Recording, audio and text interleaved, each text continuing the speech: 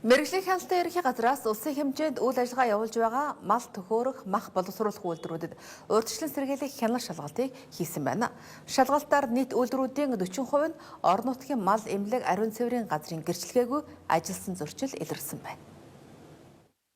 Мал төхөөрөх мах боловсруулах үйлдвэрүүд шингэн болон бусад хог хаягдлаа зориултын бус газар хаядаг, тэр нь эргээд байгаль орчин бохирдуулдаг зөрчил байсаар л байна. Түүнчлэн зарим газрууд хүнсний зориултаар ашиглахад стандарт шаардлага хангахгүй ус хэрэглэж байгаа зөрчил илрүүлээд байна. Нэг шингэн хог хаягдал гэж гардаг. Өнөөдөр бол манай энэ үйлдвэрүүд дээр монголчуудын одоо нэг ганц айхтар юм болвол хүнсний хангамжинд бид чинь цус цусан бүтээгдэхүүн хэрэглэх асуудал өнөөдөр байхгүйтэй холбоотойгоор тэр өдөр болгон орж байгаа малын цусыг шууд бохирлогоо хийдэг.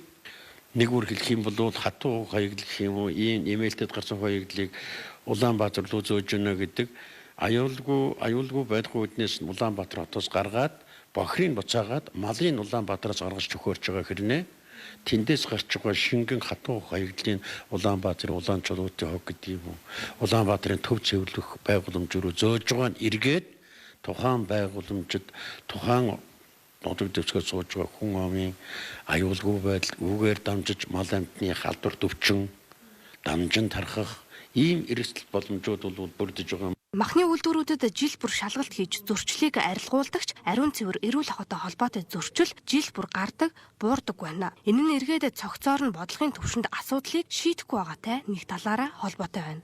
Улаанбаатар хотын цайз гэдэг одоо дэгээс 10 хэдэн жилийн өмнө байсан худалдааны төвийг Улаанбаатар хотын төвд мал аж ахуй эрхлэх бодлого хөтөлбөрийнхөө хүрээнд хотоос гаргаад налах эмээлтэд гаргацсан.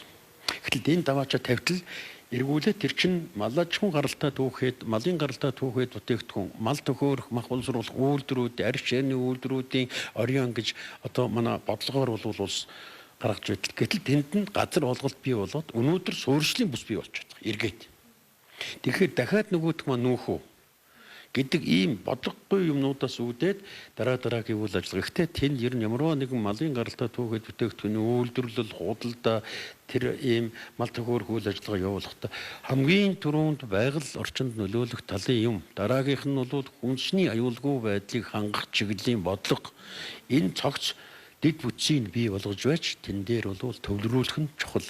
Гэхдээ одоо нэгэнтээ бий болсон юм дээрээ улс налаахын бус нутаг, эмээлтийн бус нутагт одоо тэн дээр цэвэр бохир усын татаж ургуулах бүх үйлдвэрүүдийг одоо нэгдсэн дулаан халаалт бохирч юмтэнд холбох гэх мэтлэнгээр энэ ажлыг явуулвал айл айлын хашаанд бохир байх, айл айлын хашаанд аж ахуй болгоны хашаанд худаг байхгүй, аж ахуй болгон хашаантаа хогоо цуглуулахгүй энийг нэгдсэн шугамаар ингэж авч зайлуулвал энэ жил болгон давтагддаг ариун цэвэртэй холбоотой, байгаль орчинтой холбоотой зөрчил багасах үндэслэл болох юм а гэж бодож байна.